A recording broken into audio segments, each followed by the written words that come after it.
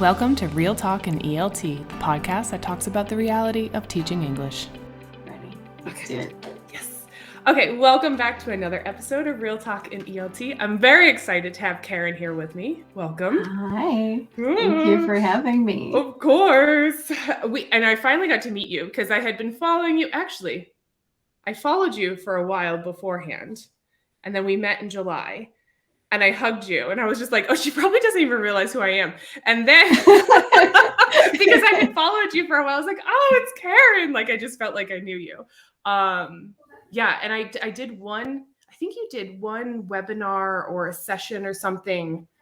Oh, it was with Vinicius about business English. It was that's it. It was we had first like a master class and then the course.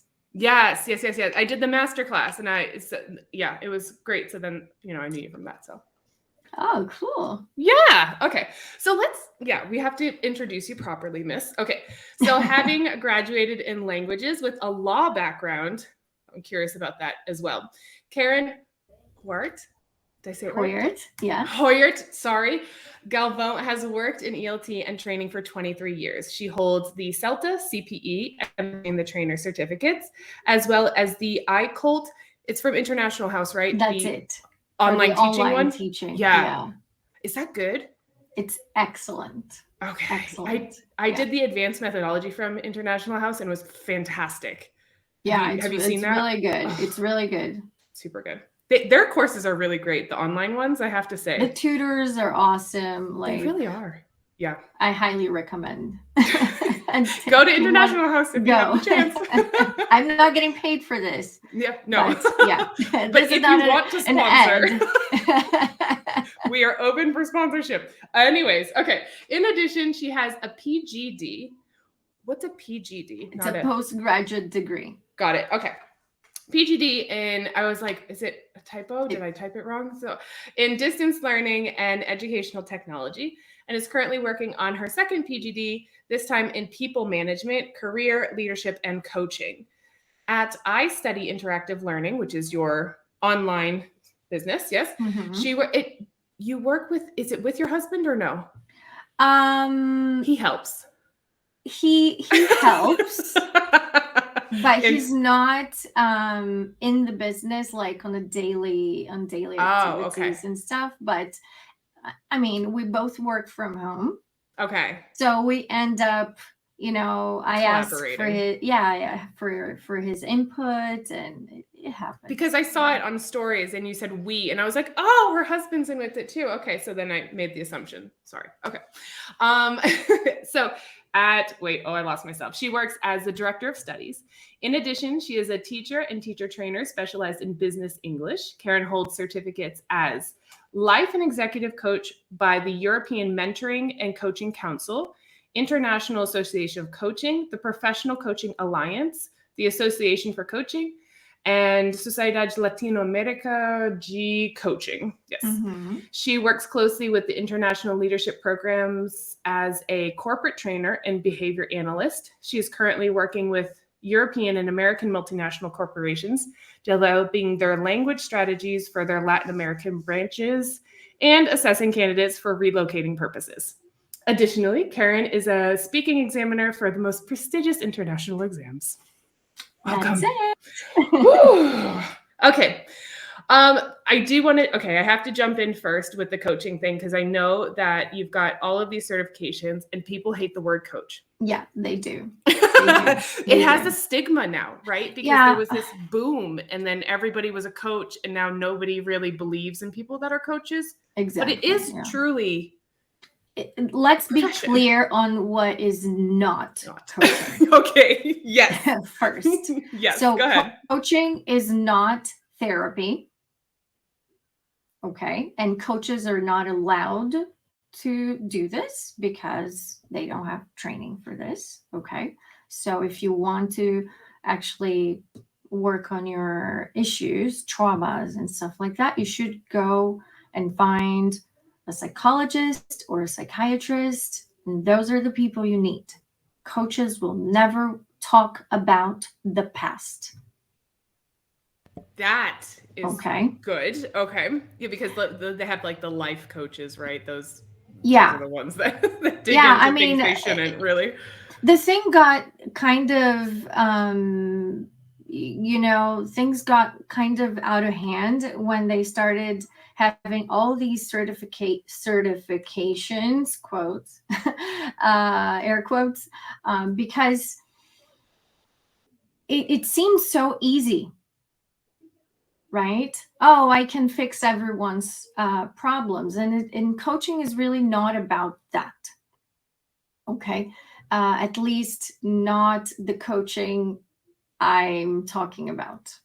The real So, coaching, the ones that you yeah, get certificates for, that you train for, etc. there's a methodology for Mm. this. Okay. So, coaching, as I said, is not therapy, is not about hugging trees and screaming and doing, I understand that some people enjoy the experience of screaming, and it could be therapeutic, right? But this is not part of coaching. You don't read this in books that talk about coaching. Okay. So basically, it's about maximizing people's potential, okay, elevating them into taking them to the next level when it comes to their personal lives and to their professional lives. So, coaches will talk about the present and will strategize. Well, the coaches will not strategize, the coachees will strategize. Okay, I'll get to that for the future. Here's the thing, a coaching session is so exhausting for a coach who's doing it correctly because you cannot really say what the coachee is supposed to do. Like, what they have to do, but you have to be neutral 100% of the time. And it's really difficult for you to maintain, this thought. It's kind of like a guided conversation because there is a structure for every session. But the coach will never interfere on decision making, on how the thoughts are coming. I know it sounds a bit cuckoo and hippie. It doesn't actually. It doesn't. But it's really well. It's a structured dialogue with a person to make sure that you get this person out of the problem and into a solution. But you will not give the answer. So can you imagine how tiring it is to do this? Of course. Yeah, no, of course. Because there's a lot of people who I consider to be actually really good teacher trainers and teacher mentors. And all of the ones that I've met that I'm like, yes, I feel like you know what you're doing. I feel like you're really supportive and helping the people that you're working with, all will say, I don't have the answer. I'm going to give you resources. I'm going to give you options. We can have discussion, but it's up to that person to make the decision. And it sounds like very similar to what it's coaching very really similar to mentoring, but mentoring, but you are allowed to interfere. That's why you're there. Okay. For coaching, you cannot interfere. You need to remain neutral 100% of the time. So now you have the sessions, and you're not allowed to speak and debate issues in between sessions with your coachee, because they are the ones investigating and researching. I'm not allowed to give them to point in a direction. Yeah, I cannot do that when I have coachees. Okay, so this sounds very abstract. Can you kind of, without obviously details, can you give me an example of like someone you've coached and someone that you've had as a mentee or like you've trained? Okay. So, for example, just to kind of I've had when I work with coaching, I work with a variety of different professionals, not only teachers. Okay, right. Actually, most of them are not teachers. Okay. So, for instance, I had this coachee, and this person had an issue at home. They had to organize the house because this house, the fact that the house was not organized was impacting their life quality and a bunch of other things. So basically, I had to help this person think on how to find ways that they could organize the house. And because the house would be organized, they could have more space, more time, more quality in their lives. And at the end of the day, they would be happier. So it's so much more abstract, you know, and sometimes it has nothing to do, because we talk a lot about performance, right? And people tend to put both of them together, coaching and performance, because we're usually talking about developing a person's competencies when it comes to coaching. Okay.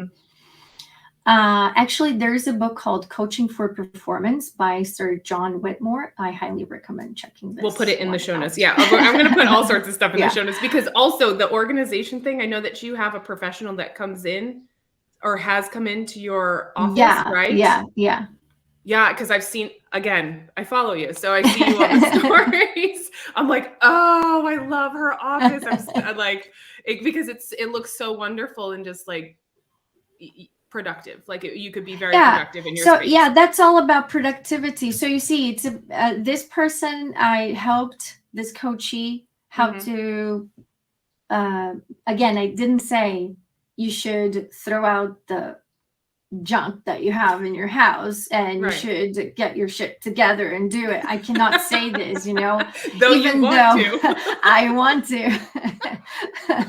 you know, like, oh, so I'm just like, you know, like, yeah, so what can you do for this? So you are a facilitator in as a way, it's kind of like a critical thinking facilitator. And it's more about you asking the right type of questions for people to kind of get to that conclusion on their own. Exactly. Okay, great. That's it. Fantastic. So this is coaching, but there's nothing to do with me, like my experience as a professional. Right. But the technique that I have into it when guiding this conversation, when structuring, not guiding, because I don't like the word guiding because it's not neutral, but the structuring the conversation. Right. Yeah. Okay. So it helps, the methodology, this method helps the person to find solutions for things that they haven't thought before. It's fabulous. And I went into coaching because my students that were coaches were telling me, teacher, you're doing you're coaching us, and you don't know that you're doing it. Oh, you had this like natural knack for it, kind of. It was like a thing that you just kind of automatically did. Yeah. I started getting this feedback from my students. Some of them were coaches already, and or they were trainers, or they were in leadership positions, and they had gone through coaching processes before. So they told me over and over again, like different people who didn't know each other, you know, telling me, you're doing this, but you don't know that you're doing this. So I started researching and checking out where and I could take the course and the certification and stuff, because I wanted the serious thing. The real, you wanted to be educated on it. So then how did this transition, or how, I mean, it was kind of a natural thing that you do, and then you got it more structured and formalized through the programs. Did it transfer into your classes now that you were aware? Oh, yeah. So how did that happen? Like training with your teachers, mentees. So how what did that look like after Yeah, doing yeah, this? now that I was more aware and I really knew how to do it, especially working with business English students. They're super stressed out, and the companies demand so much from these professionals. Every year it gets really like it's getting worse and worse. So it kind of equipped me with skills that I didn't have as a teacher. So Okay, yeah, okay. Oh, keep going. okay, so I'm what gonna follow up happened question was this. I had students coming in, especially during the pandemic. Like Mhm. I don't coach my students because when I'm a coach, I cannot be a teacher. Right. Okay. Mhm. So but because you know how to do it, you can get this person out of this spiral thought, of negativity Okay. and focusing on the problem rather than on the solution. So I can do this in the first 10 minutes of my lesson. And give me an example of things you work on. Or can I ask you, perhaps, because I have a lot of, I work in business English too. This is how we're connected. So students that say, I don't have time for homework, or I'm sorry, I'm too busy, or I need to cancel this class. Are these the type of things that you no, things No. that are like harder things, like Okay, like such people, as? being harassed sometimes in company, Oh. or the pressure of the companies being so much and they're burning out. Okay. They're on the verge. Yeah. Yeah. So, and this is not like when students tell me I don't do my homework, I didn't do because of this and that. This for me is just bullshit. Okay. Oh, can I curse here? You can. Okay. The past slew of the little string of people I've had on have just been cursy lately. So No, it's fine. good, Keep going. because that's who I am. Me too. I try to, control. It's fine. No, because I also think it is a little bit, it's kind of a ridiculous excuse, but at the same time, a lot of times I don't think I do coaching because I've never been through like a coaching process or anything. So it's something a little foreign to me. But I asked them, I said, well, what are you doing instead? What are you prioritizing? How, I kind of try to investigate why, because they say that English is so important for them and that they've missed job opportunities. They've, been passed up on promotions. They've been removed. I've had students that have been removed from project leadership in the company because their English wasn't good enough. And then they're like, oh, now I have to, and so it was like serious implications for their life.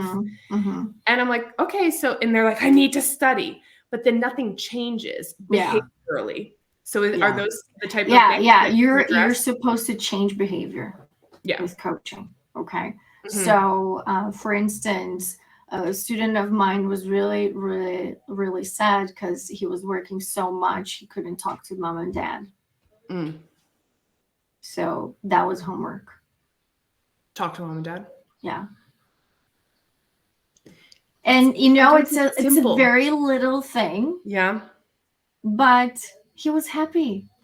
Yeah. After a week talking to his mom and dad, and then we could focus on learning the language. You cannot get a person who's stressed out, burning out, all the things that have been happening, especially in recent years. You cannot get a person to actually learn something if their personal lives or something else is going on.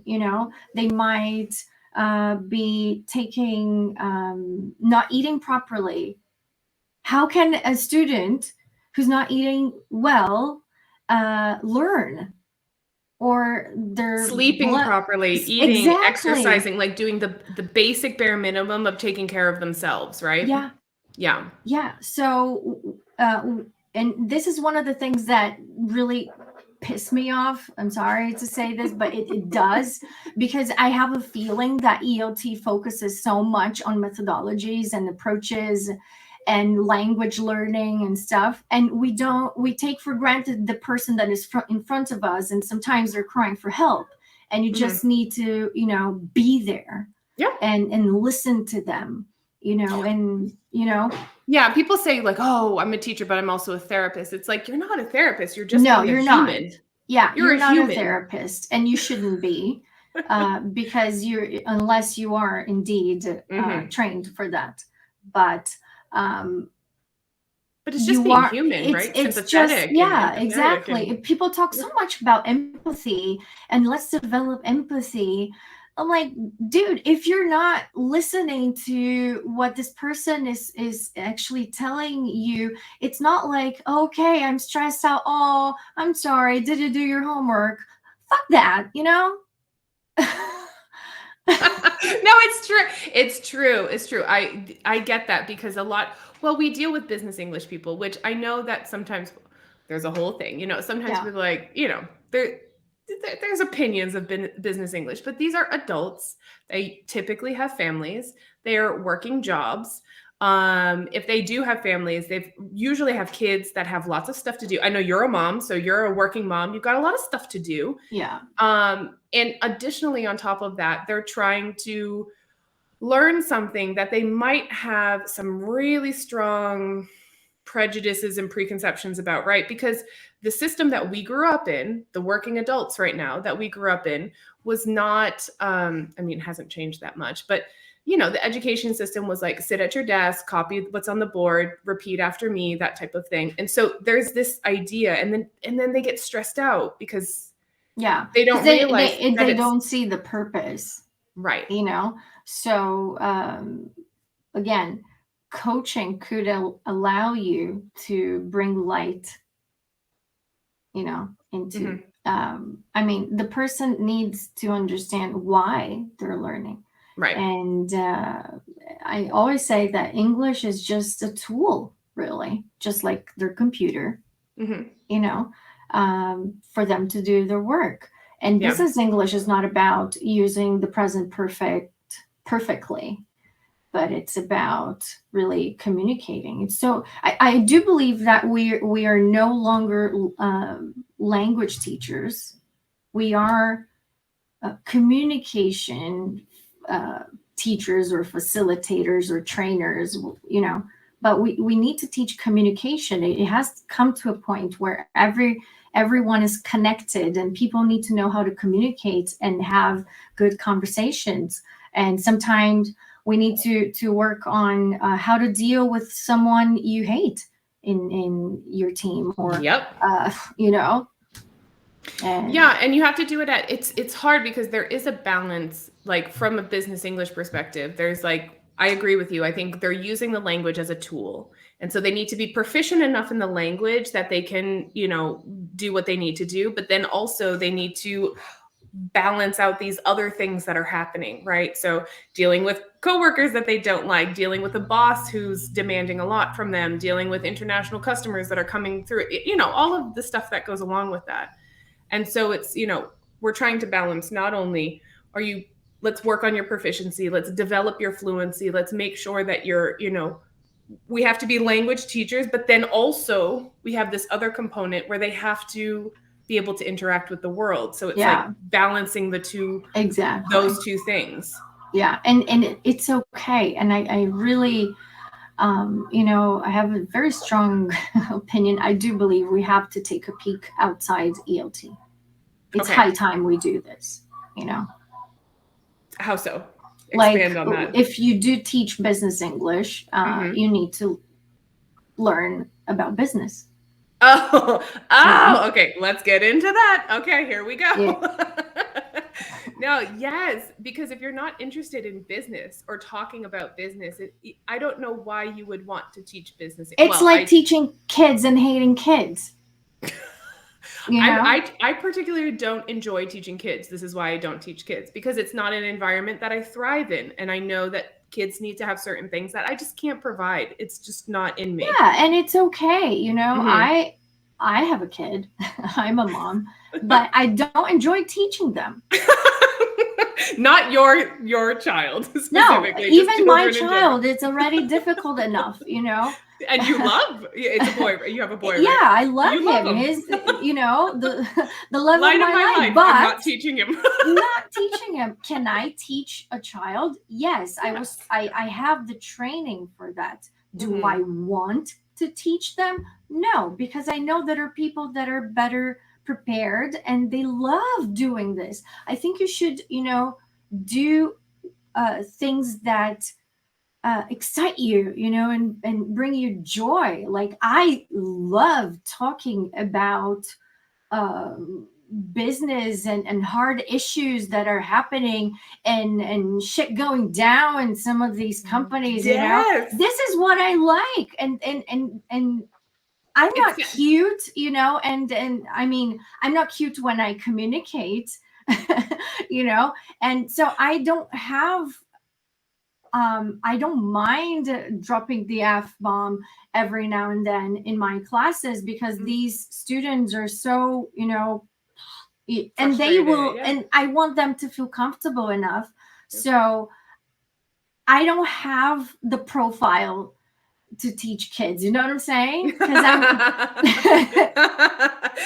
there's Karin just dropping the F-bomb with a bunch of 5-year-olds. You know, it's like, not gonna happen. Yeah, no, not gonna happen. But that's what I'm saying. Can I teach kids? Yeah. Yes. If I need a job, like if something happened and I really need a job, I can do it. Right. But it's not gonna make me happy. Right.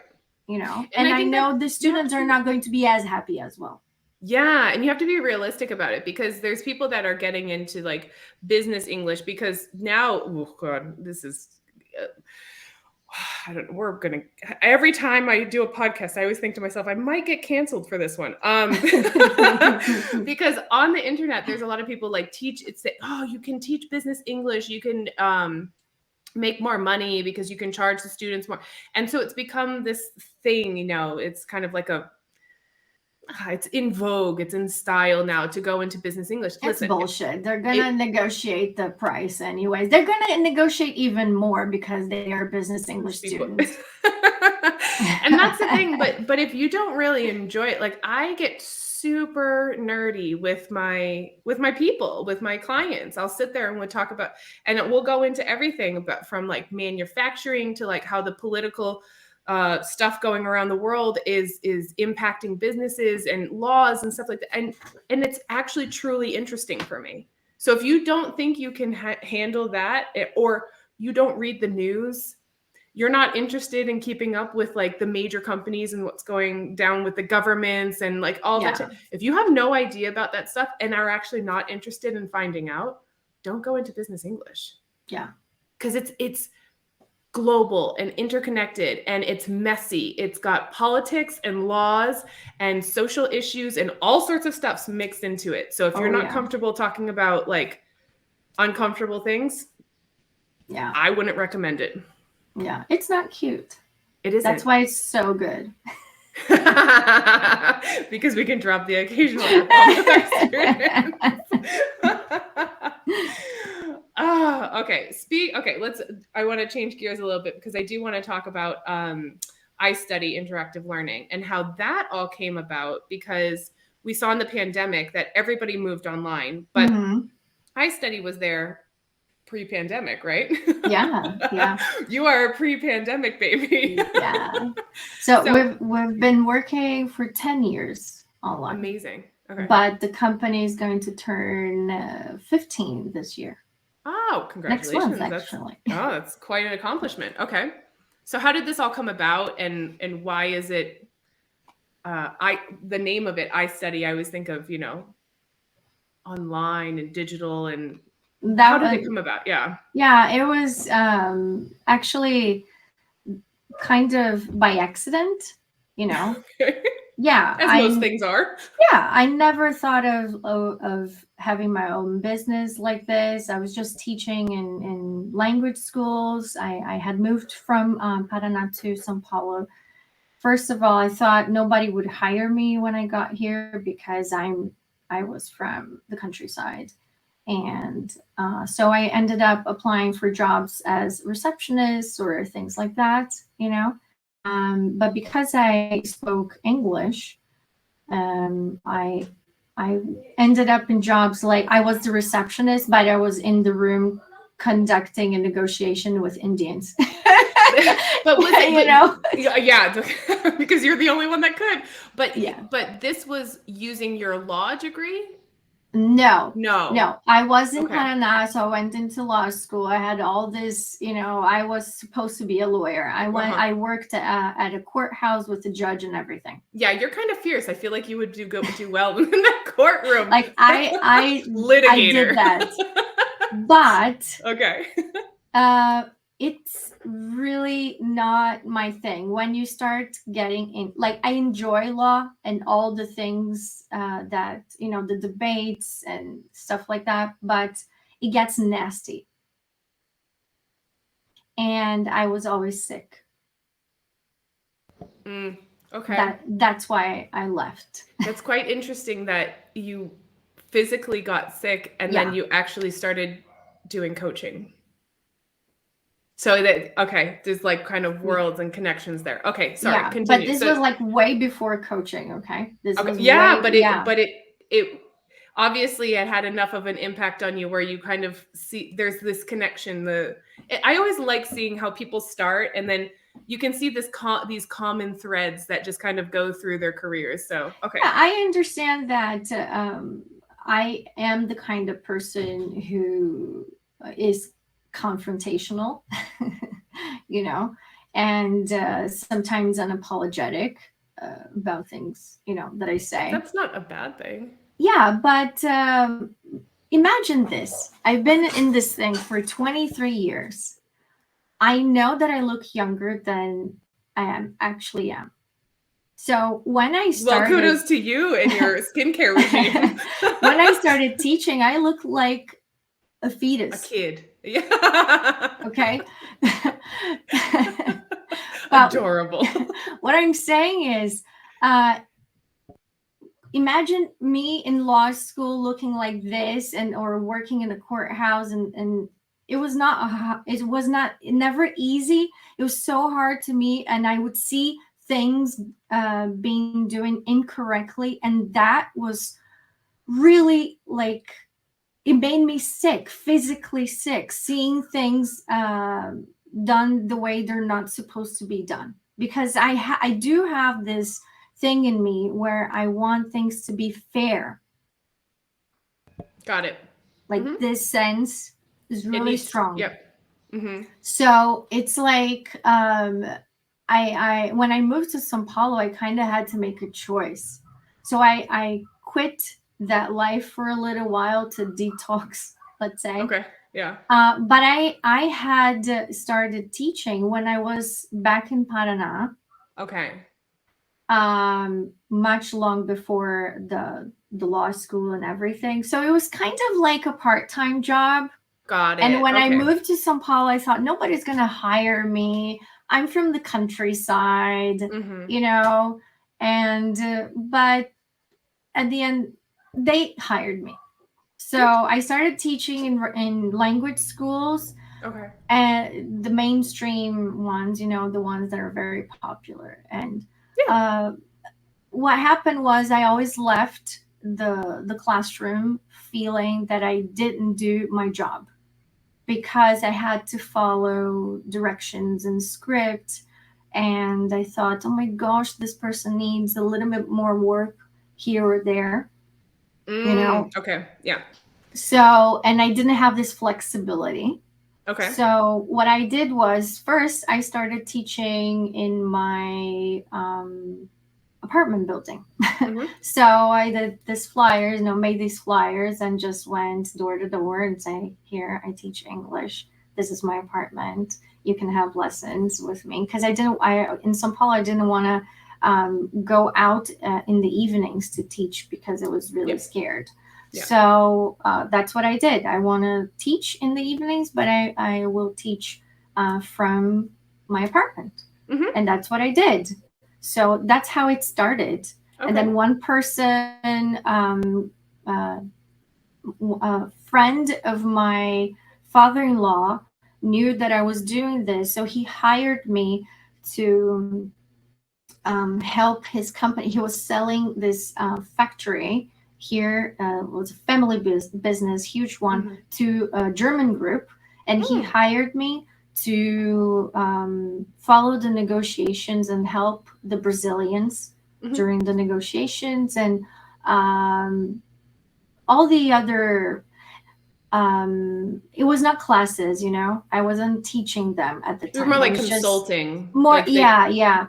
They needed you to kind of guide through the process, yeah. And that's how it started, the feeling of I need to have a company. Okay. Especially because I wouldn't get paid if I didn't have the nota fiscal, the document that they need, So it was really because of that. Okay. I needed the paper. I need to be, and I'm going to do it. Okay. So at the time, I couldn't be what they say now, MEI here in Brazil, right? Where you are your own company. So I actually had to have a company, like. You opened like the big business type of business. Yeah, exactly. Okay. Not the it's microempresa or the small business. It's like today is like individual entrepreneur or something like that. But back in the day, small business, big business. Yeah, exactly. You did the big business. You went head first. Yeah. A lot of your stuff is birthed by fire. Okay, got it. You see. It's like I don't know when, but there were people that asked me, "Oh, how much money did you have for this?" Nothing. Okay. Nothing. I just went for barely to pay my rent. So that's how it started, and then one person started, recommending my services to another. Bada bing, bada boom. I was having more and more companies at the time. That's wonderful. To work with them. Yeah. So that's how it started. But they were all face-to-face lessons. Then moved in like 5 years. I started having issues with some clients, some students, because they couldn't commute, or I couldn't commute. So were you in São Paulo proper, like the city of São Paulo? No, or were you? No. Okay. I'm in the suburbs of São Paulo. Oh, okay. Yeah. And then I moved further away. So it got a little bit difficult. So that's how it started. I started working with some clients. Some clients were here in Brazil, and they were asked to move, to relocate to another city or country. So that's how it kind of started.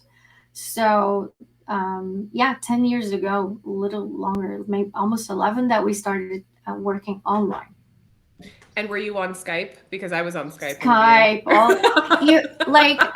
There was no way to share audio, so I had a microphone on top of the other. There were two ridiculous. It was ridiculous. It was like, if people are using like Zoom and stuff now, and they think they have problems now. You don't know what come you're and feel about. The pain that we felt giving classes like 10 years ago online via Skype, and it was a mess. It was a mess, but we figured it out. We made it work somehow. It worked, but it was hairy. Yeah, it was. So and fast forward 2022, and we have clients in 10 different countries. That's wonderful. That's awesome. So we have, like, it's not me anymore, only it's a team. We have 15 people in our team. So, and working with people from so many different places, and it's really, I'm really thankful to see that now I can teach the students, and that's our motto, really. Well, we say we don't teach languages, we teach people. Yeah. So then how, because a lot of people now are this is not controversial to say, but people say, oh, we have all these teacherpreneurs and everybody's like mass exodus of the schools. I don't think that the schools are bad. I don't have any ill will towards the big franchises, because I think they serve a very specific purpose. And I think private teachers serve another purpose. And so I don't really have, they're not the same clients. No. But we do see a lot of people that are trying to go out on their own and do this type of thing. And I've had a couple of people on that have told their kind of their story of how they've, built their empires.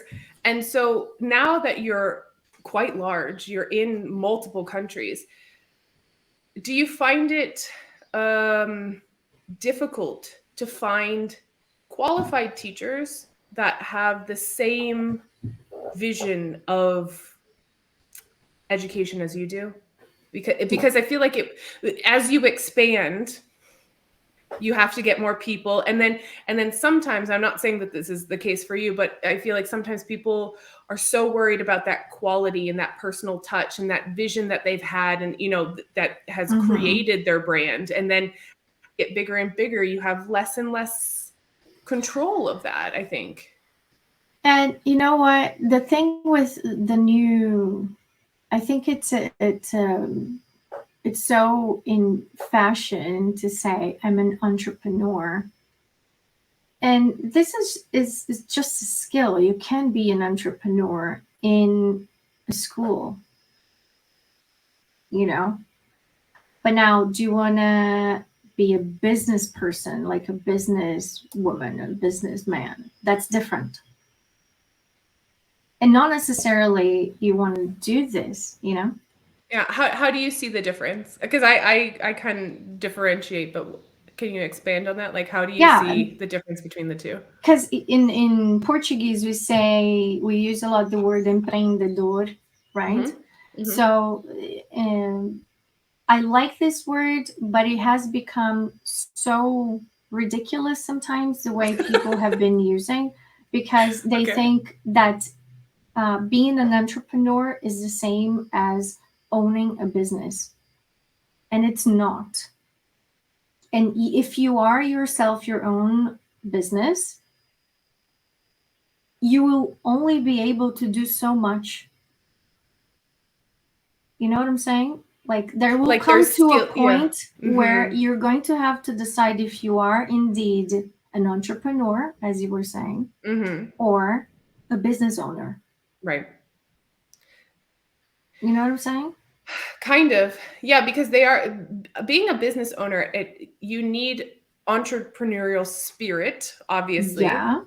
However, there's a lot of skills that you need to master to be able to be a successful business owner, which are not included or go beyond just having entrepreneurial skills and creativity and the designing and organizing things. But I mean, then there's running a business, and running a business is hard. That's not a simple thing to do. So it looks really fabulous, like attractive. Yeah, it seems very like yeah. It's so appealing to people, this lifestyle. It's kind of like a lifestyle. Oh, I'm an entrepreneur. Right. Dude, what do you business owner? No. It's not. Chill out a little bit. Yeah. Okay, give it a second, because are you willing to do the work behind the scenes? Yeah, because people don't see that. Yes, I totally understand that, because, well, first of all, we had to try and schedule me and you. It was quite a challenge. But then a lot of my teacher friends and colleagues are business owners and true business owners and do a really good job. And during the day, it's literally, hang on, Kelly, putting out a fire. Okay. And 1 second, I'm in a meeting and I don't know how long I'm going to be here. And so it's not necessarily teaching. No. Especially when you get to like yours, I study interactive learning. I don't know how much you actually get to teach anymore.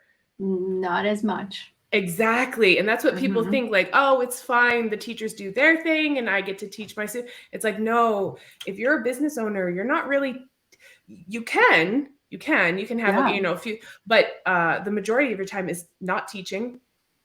It's administrative duties. It's running a business. It's managing your people. It's it's getting impossible for you to deliver quality work. if you are teaching from 7 to 11 and you have Yeah. to, 7 in the morning to 11 at night, and you have to also manage, you have to send the invoices, you have to know how many students are coming, why they're not coming, customer service, Human resources, exactly, marketing, it's like so much work. yeah. And people don't realize, and it's not glamorous as people post on social media. Oh, look at me, I'm an entrepreneur, I'm so glamorous, I'm shooting a video for social media.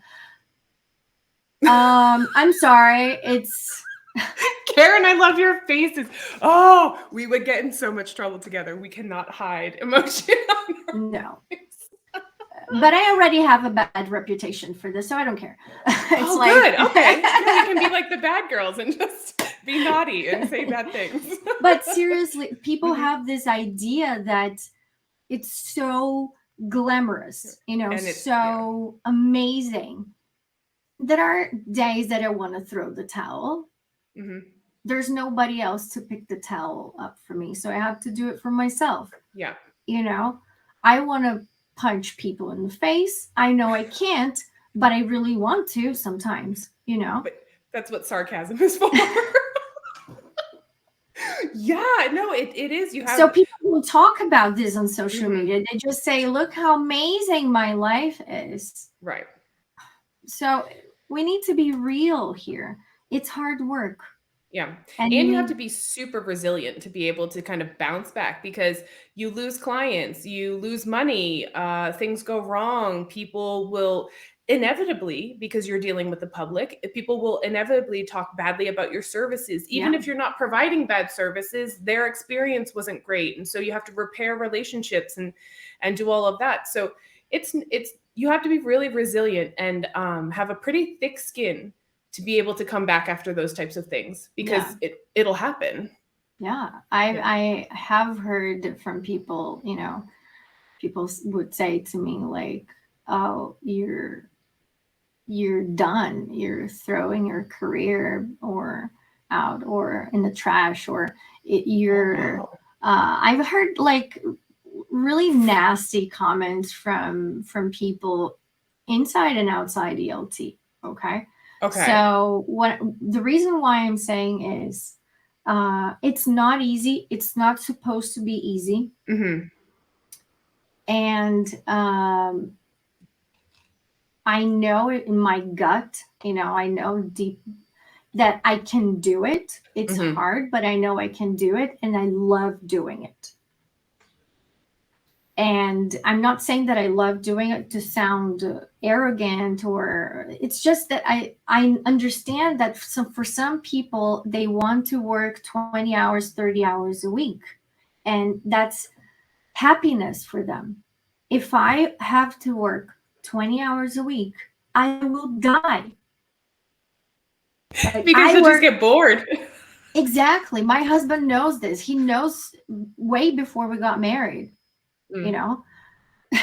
because I need to work 70 hours a week. That's the kind of person I am. But if it's, and I'm not saying that this should be the rule. No. Yeah, well, actually, that's a good point, that you kind of have to know yourself, what exactly you want from your business, because you can be a very successful small business owner, have 20 hours a week of just your own classes, independent. You don't have teachers working for you, and you can make a great living. And actually, I have a colleague of mine. I'm going to try and get her on the podcast. She's a digital nomad. So she just travels around, and, she's got enough classes that she can maintain her lifestyle, and she teaches from different places around, but that's what she wants. Exactly. And that's it. That's what I work a lot. When people contact me, teachers contact me for mentoring sessions. So mentoring is a bit different. Now I get to say, things.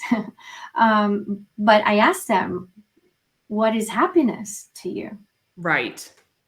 Because people don't never stop to think about this, because we're always like doing something. Is this this is kind of like the way we tend to move when we're doing so much stuff. We never stop and say, okay, so what do I want for my life? Yeah, like And maybe what you want to have time to read a book yeah. and travel, Yeah. get to know other places, and it's okay, but it has to be good for you. Nobody lives your life but yourself. Well, and that's one of the things that social media has definitely affected, that people think, one, that they're not doing enough or they're doing too much or whatever, because Yeah, there's that yeah, whole comparison. And it's yeah. like, guys, stop comparing. Just let's look at what you want to do. So what's the idea? Because I do mentoring too, and I'm telling people, I don't want to be into your finances. I don't want to get into your life. How many students do you want to have? Meaning, what lifestyle do you need to pay for? Because at the end Hmm. of the day, we're working to pay for our lifestyles. What lifestyle do you want to pay for? And how many students or clients do you need to achieve that lifestyle? That's how you figure it out. And that's what you need to do. If that changes, then you can totally change your business model. It's fine. Yeah, But right now, what do you want to do? Well, no, I need to have, this time off and this time. Okay, great. So how much do you need to charge your people? How many students do you need? How many clients do you need to be able to charge them whatever amount that they're going to pay and maintain the lifestyle that you want? But my lifestyle is much different than yours, is different than everybody else's. yeah, I want to hang out and on the weekends and not do, I end up working because I like it, but sometimes I just yeah. want to hang out. But I mean, it's also different point of view when it comes to life in general. Mm, Different values. We do yes. have different values, and we Mm-hmm. don't really. Most of us don't really know what values that we have. So this Yes. is one of the things I also work in mentoring sessions, because people don't realize what is really important to them. Mm-hmm. So, for instance, for me, what's really important is I need to sit down and have a proper meal with my husband and my son every day. Good for you. You know, like lunch and dinner. I need to be with them. This is Mm-hmm. important for me. Right. So, I only have one student during lunchtime. That's it. I did the same thing, similar things too, because I eat lunch and dinner with my husband every day. And I also have a block of time that I go to the gym because it's important to me. I need to go to the gym because I usually take my phone, throw a podcast on, exercise, forget about everything else that's going on because I need to have my me time. Yeah. Yeah. So, that's priority for me. And things have changed so much now in any kind of work. People Mm. see differently. They want different things. They want more flexibility. But I mean, you could have your business and you could work for other businesses, Hmm. other schools, Hmm. still having your business. And the Yep. schools are not the enemy. No. Otherwise, no school would exist anymore. And if you think about it, how would it be for our kids if there were no schools? Because it's a social moment for Hmm. them. It's so much more than just learning, Hmm. science or math or whatever. So we cannot just say that schools are bad. We can No. work with schools, different schools, even though we do have our business. I work with different schools.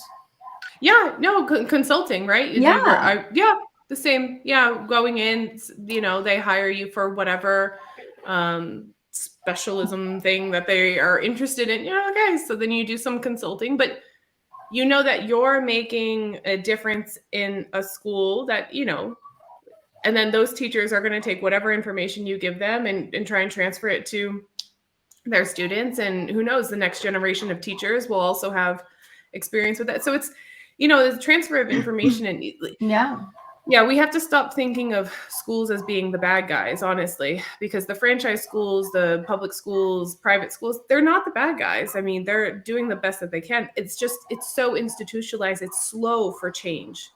And unfortunately, we've gotten to a society that we want instant gratification, instant yeah. change. Yeah. And then we don't see that represented in the school systems. Well, yeah, because they've got millions of children. They can't just say, well, tomorrow we're going to do this and try it out. No, because that's going to impact generations. So they have to do it. Unfortunately, it takes a little bit longer to institute some of the things that we find to be more important. But you can only do that when you're working privately. Yeah. So my tip here for those of you listening is you can have your own business, but just ask yourself, do you want to be a business owner, or do you want to,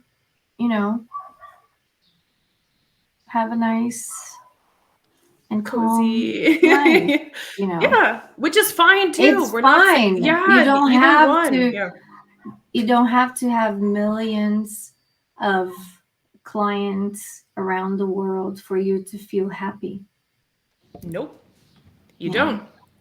Yeah, you can make a lot of impact. I was talking with a couple other people who are also like trainers and coaches, similar to you and I, and they were saying, yeah, because if I have 2 or 3 teachers, I've made a difference in those 2 or 3 teachers' lives. I'm like, no.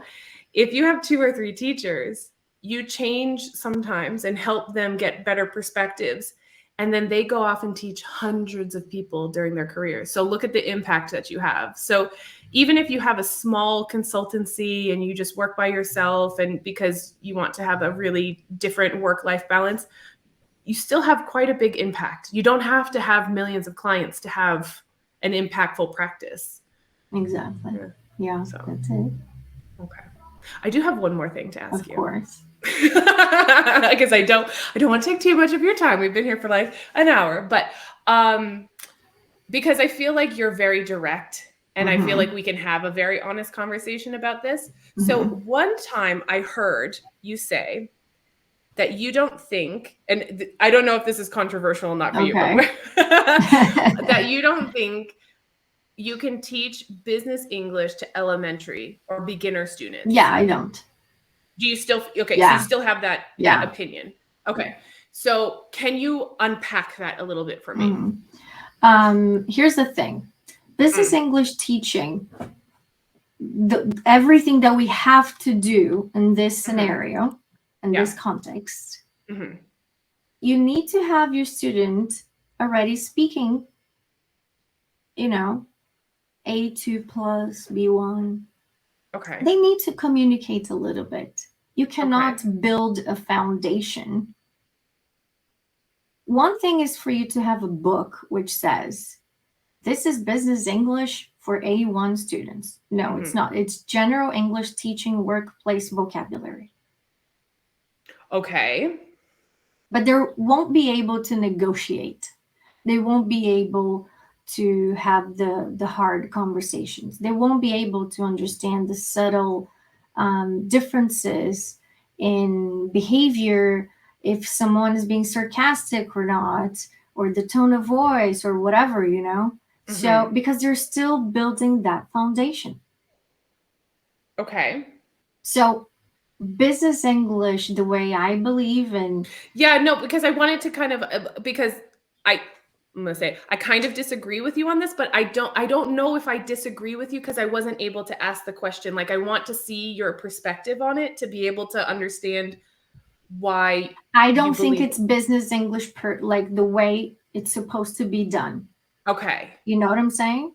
Like I had this conversation with my good friend Rob Heuert from Heuert. Oh yeah, I love Rob's voice, by the way. Yeah, Rob agrees with me. Okay. No, because I just want to kind of understand it, because I don't think I have the full, like, your conception of. I think maybe we should probably start with, like, what is business English to you then, and then try to understand that, because again, I'm not trying to be confrontational. I would say it's workplace language. It's general English plus knowing how to say the things at work. You know what I'm saying? Okay. That's business English. But basically, no. This is not. Okay. This is for A1. That's why I cannot teach them. How am I going to teach a person who's still building their foundation how to negotiate in a meeting or how to interrupt or how to, they won't be able to follow that conversation to a level that they will be able to understand what they're supposed to do. You know what I'm saying? So much more than English. Mm-hmm. You know? Kind of, because like I see it as sometimes, I don't know, bear with me because I'm really trying to understand the perspective of you and Rob. Maybe we should have Rob on and then we can talk about it. Oh, okay.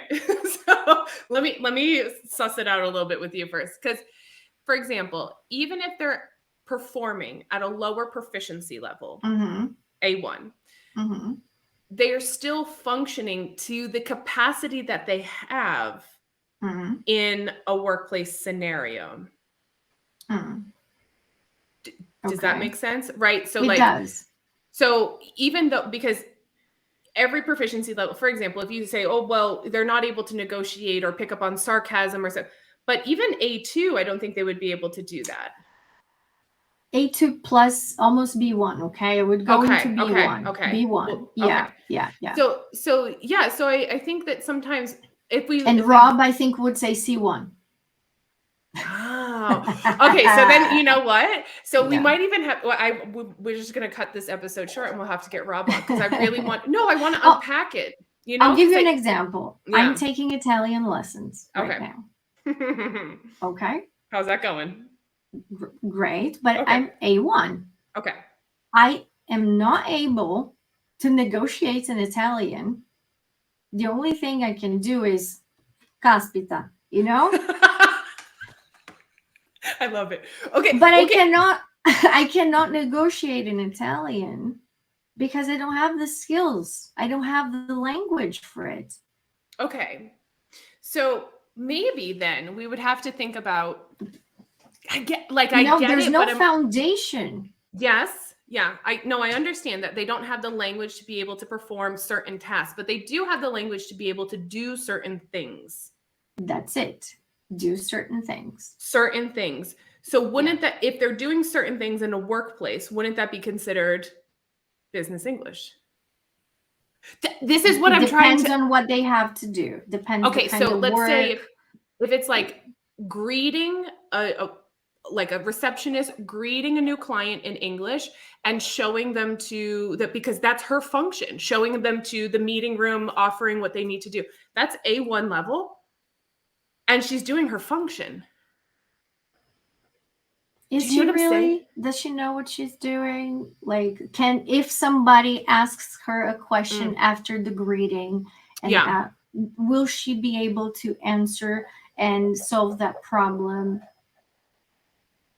But the function at the moment would just be to her saying good morning, welcome to her company is one thing. If the person arriving at the company responds saying, oh, can you please contact human resources, blah, blah, blah, because I'm here. She's going to be like, what? But she might be able to like pick out certain key words if she has listening skills, even at like, do you know what I'm saying? Still, can we know for sure? You know? So I do believe that business English goes outside of language skills. And for you to get to this point, you need to have foundation. Okay. I have used those books. Yeah, no, I'm trying to like. But I don't believe they are business English books. They are general English adapted to the workplace. Oh, you're talking course books, right? Like course books. Or okay, yeah. No, I agree with you. They are general English adapted to the workplace. Yeah, no, they're just put into a workplace context, and the vocabulary is different instead of talking about. So yeah, I don't think I don't believe it. They're truly business English. Yes, we agree on that. You know. Okay, good. Okay, we agree on that. Those are not business English is not what's presented in business English books. That's it. Though it does give pre-service workers a good idea of what they might see or hear, but it doesn't really give them functioning language to be able to do their jobs. Yes, agreed. I want you and Rob on now. I'm just gonna have to set it up. We're gonna, because I really want to unpack it, because I think some people, I get it. I understand. But then we would have to really make some clear definitions of what exactly is the job? What is the function? How could we determine whether or not the person is functioning appropriately, and does their language support that? So I think there has to be that discussion, you know? In terms of marketing, let's talk about marketing. When Okay. you sell your services as a business English teacher, Mm. you will say that, and I've seen this, people saying, I teach business English to A1 students. Okay. For the student, for the client, that's the language they learn in terms of the ad language, okay? The marketing language. Mm-hmm. Oh, it's business English for elementary student or whatever. Mm-hmm. Okay, fine. They buy the course, they have the classes. But you and I know that it's not business English. Okay, let me give you a perfect example, because I think we're on kind of the same. I think we have kind of the same perspective of this, but I think, again, it's like the packaging. Like the technicality of it. The packaging is for the student to buy that course. Yeah. But we know that it's not really business English. You know what I'm saying? Yeah, because one of my clients, I'll say, a teacher client, what we were talking about, she wanted to offer a course. And she wanted it to be about social media. And I was like, okay, actually, I think that's kind of interesting for a lot of people. So we were talking about, well, who's the target client and what would you be doing and blah, blah, blah.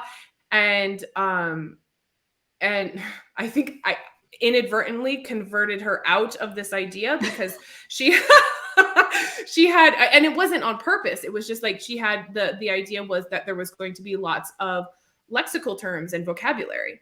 And I said, okay, but social media is much more than that. Like, you're going to have to do discourse analysis on hashtags and, the comment section, and language analysis on what people are actually using. And do you know what I mean? You're going to have to really, because if you're offering a course on how to interact in English, or how to interact on social media in English, then people really need to know the dynamics of social English, like how, sarcasm, like you said, or joking, or references that they don't understand, and how to be able to negotiate that.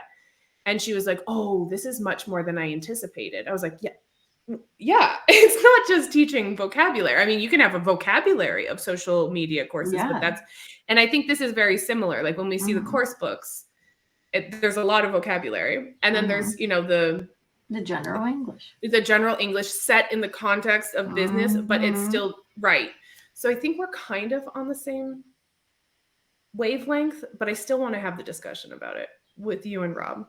Maybe we'll get Evan in here, because I feel like Evan would add to the, we should get a panel. You're invited to the panel. I'm going to put a panel together. No, because like, what is business English and what does that really mean? Because I don't think we have a very good definition of that. No. And things have changed, throughout the years. Like, when you read in books and stuff, I think those things don't apply so much anymore. But the thing is, not a lot of people write about it. So there's not a lot of references. So the only one that we do have, it's Evan's book. We have Nick Brieger's book, which, gosh, I don't even know the year that came out in. There's not many books. And so I think that's why it's always referred to as the Bible, though it is old and it does need to be kind of updated and looked at a little bit better. But for people that are going into business that have no idea, I think it's a good, at least it's a reference, but just don't think you're going to do that. Yeah.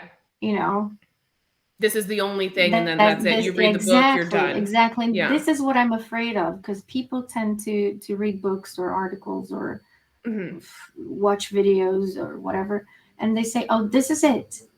No. Done. Yeah. No. Wait a second. Yeah. What's your context? What kind of client do you have? What are their expectations? So there are some questions that you need to answer before you start working. And this is nothing against Evan's book. I have the book here. I have it here too. No, I love Evan, and he's a fantastic person. He's great. Yeah. But it's just that things have changed. And I'm telling this to because I know teachers will listen, And if you are, a novice teacher, please read the Don't book, buy Yeah. the book, but bear in Don't mind stop that things have changed a little bit. That's it. Mhm. So I'm Mhm. not like super against or whatever. But I have a feeling that people take as the whole truth, They buy into it like wholesale and that's it. And then Yeah. there's nothing that goes forward. I would agree with that. But I think that there's a lot of, there's not many, well, there's a lot of people moving into business English. I think it's wholeheartedly a little bit misunderstood because people think that they can treat it the same as a regular English course. And really it's a little bit different. I mean, we're working with proficiency, but also there's this other dynamic that we have to balance off too. But there's not a lot of conversation about business English. Yeah, not here in Brazil. You don't see so much. That's Mm-hmm. why I follow, IATEFL.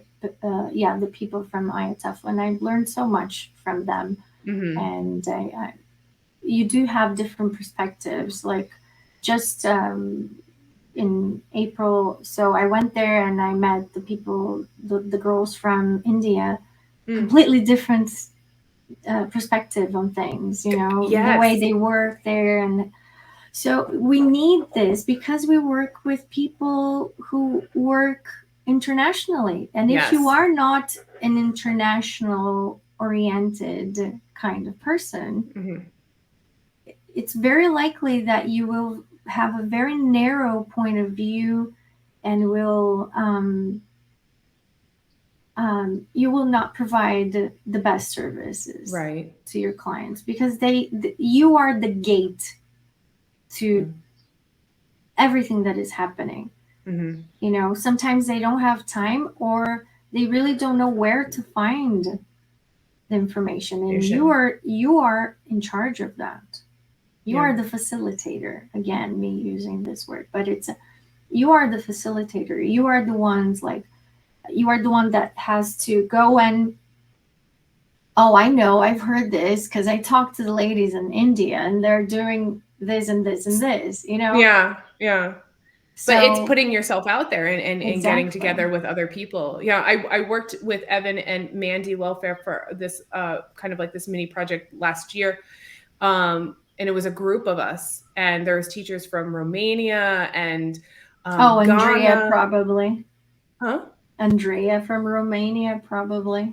It wasn't Andrea, but there was like Ramona and a couple other ladies that I think work with Andrea. Mm-hmm. The people in the middle, there was a bunch of ladies from the Middle East. And it was really interesting because they all gave well, here it happens like that. I was like, ooh, okay, that's different. And, working with people in Brazil, it's a different perspective. So you have to kind of broaden that a little bit. Okay, we have to stop because I'll talk your ear off all day.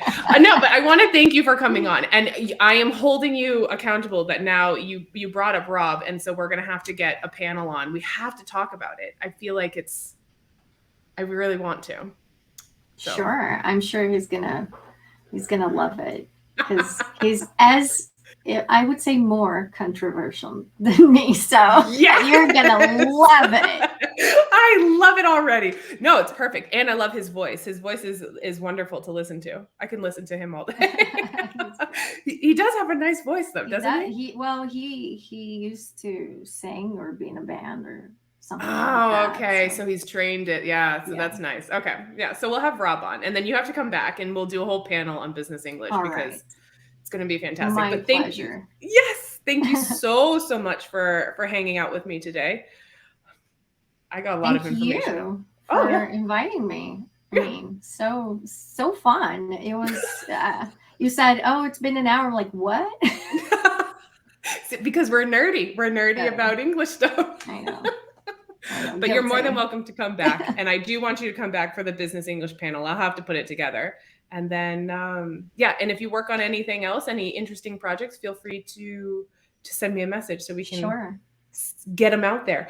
And people can get in touch with you via social media. Is that okay? Yeah. Instagram, LinkedIn. Perfect. We'll put it all in the show notes so people can get in touch. All right, fabulous. Awesome. Thanks. Okay, Thank you. that's it. Ready to join the conversation? Head on over to Instagram at Kelly Pennington ELT and send me a message. That's it for now. Take care of yourself, your health, your vibe, and your tribe. Until next time.